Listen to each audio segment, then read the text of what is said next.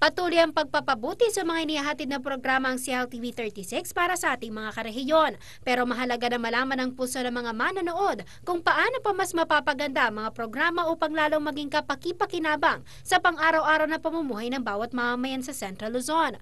Kamakailan ay nagdaos ng focus group discussion ng FGD ang CLTV 36 para sa programang Hamon Central Luzon, isa sa mga public affairs show ng CLTV 36.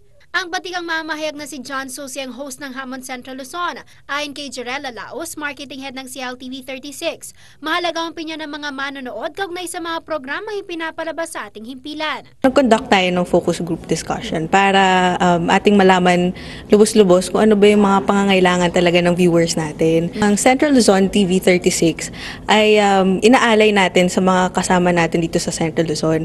Kaya mahalaga sa atin yung nalalaman natin kung ano nga ba talaga yung pangangailangan nila. Dinaluhan naman ng iba't ibang sektor ang forum group discussion.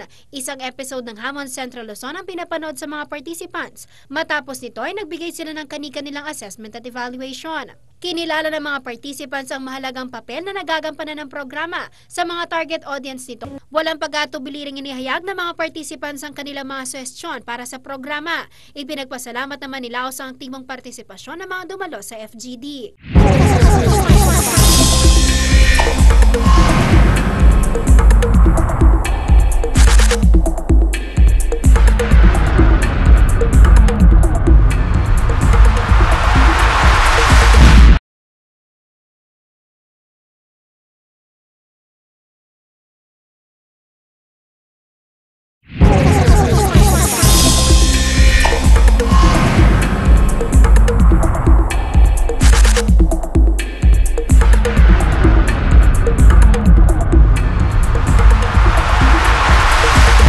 Naniniwala ang CLTV 36 na mahalaga ang opinyon ng iba't ibang sektor, kaya naman upang makuha ang pulso ng mga mamamayan sa mga programang aming nililikha ay nagsasagawa ang inyong himpilan ng mga focus group discussion o FGD.